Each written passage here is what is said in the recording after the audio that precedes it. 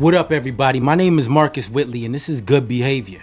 Now, you can find me on all social media at I am Marcus Whitley, and find any of my books, Both Sides of the Street, Choices and Consequences, Greatness Under Pressure, and Battling Demons, all on Amazon. Now, to keep up with the latest episodes, make sure you like and subscribe to the channel.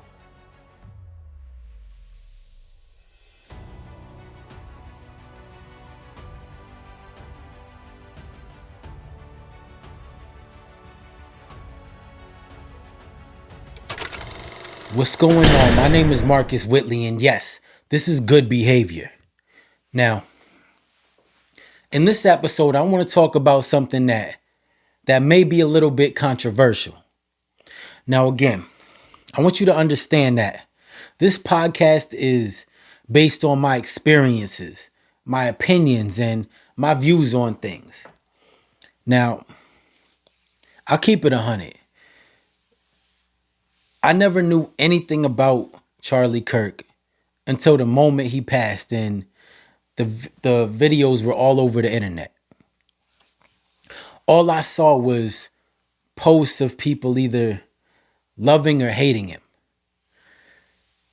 calling him a racist and all of these other things. So I started watching all of these clips that were posted of him traveling to different colleges to have open debates. And I mean, just off of that alone, but before I even watched the clips, like, it made me respect him as a man, because he wasn't like some of these other people that just be on TV talking down to people or talking at people or shaming anybody. He went around and listened to people, and he debated respectfully, which is another reason that made me respect what he was doing. Like, it didn't matter if it was a man, a woman, if they were black, white, gay, straight. It didn't matter. He debated everybody with respect. And like I said, I respected that. Now, I'm not saying that I agree with everything that he said, because there were a lot of things that came out of his mouth that I didn't agree with at all. But it didn't really come off as him being a racist to me. I didn't feel that, but again, that's my opinion. Other people might feel differently. And I even saw one of the clips where he was debating one of these college kids, and he took an L. And when he took that L, he didn't get mad. He didn't start talking reckless. Like, he respected it, and he shook the kid's hand and admitted that that kid was right. That kid made a good point. So again, that's another reason that I respected him, and that's what made me want to do this episode. Because, like, I even saw him giving positive advice when he was talking to people. And it just bothers me because, I mean, nobody deserves to die because of their beliefs or the way they might have been brought up to believe certain things. I mean, they're not hurting people physically, then there's no reason that they should need to be hurt physically. I mean, unless you're a pedophile or a serial killer, then that's a different story. But I'm not even going to get into that. So what I want to do for this episode is I want to give a moment of silence real quick for a man, a father, a husband who who lost his life too soon. So I want you to join me in a moment of silence.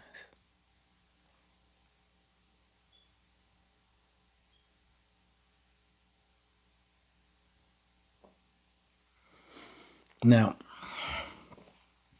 like I said, the reason that I'm doing this episode is because a few of the things that he has said got to me.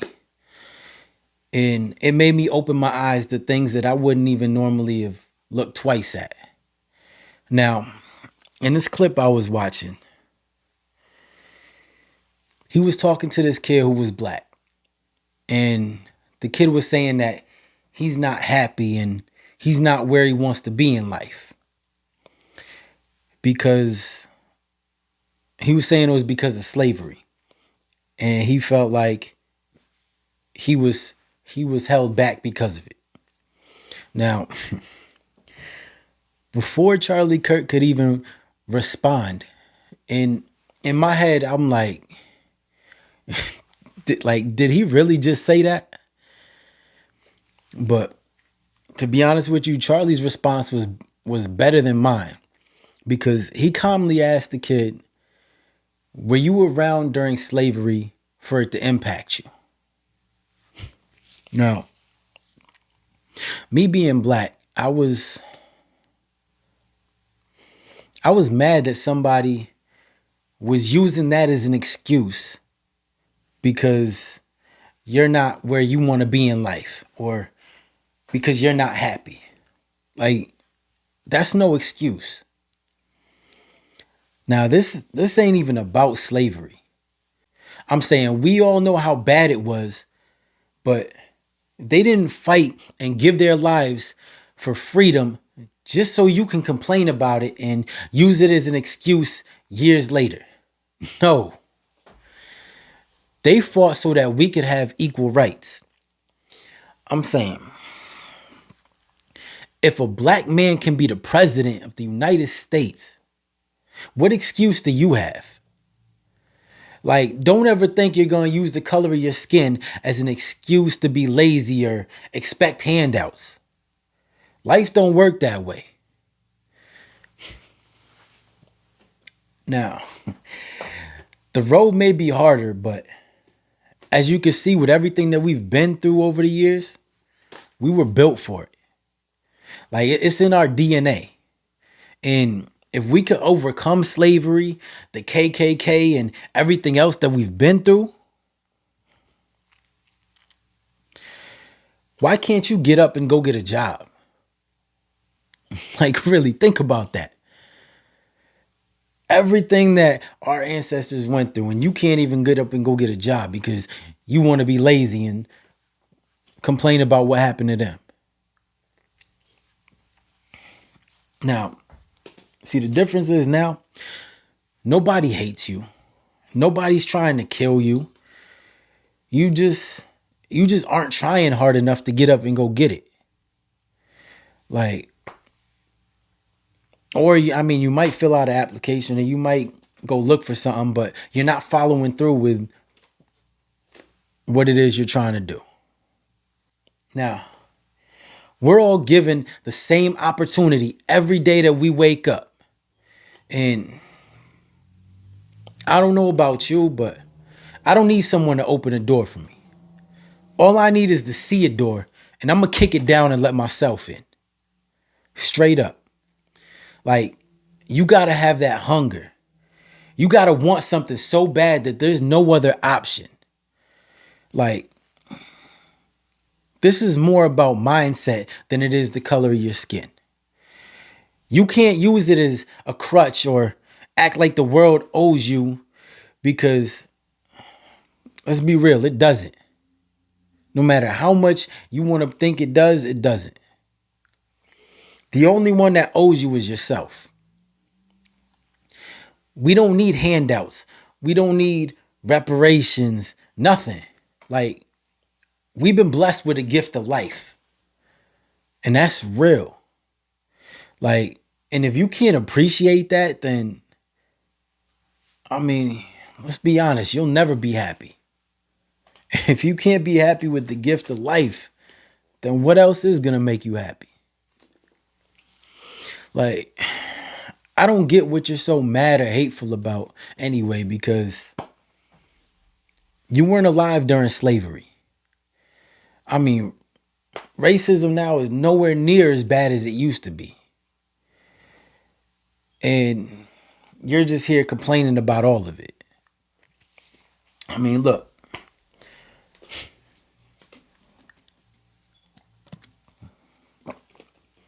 straight up, I grew up when racism was real bad. Like, I was always being watched, I was being followed, I was getting jumped and bullied. I got my ass whooped as a kid by the cops for no reason other than being black. Like, anytime they would catch me walking alone, they would pull me over, slam me on the hood of the car, search me, they would hit me, then push me on the ground and just leave. Like, I hated them for it, but it didn't make me hate everybody. Like, I can't blame the whole world because of these people. Because of the few that wanted to act like that.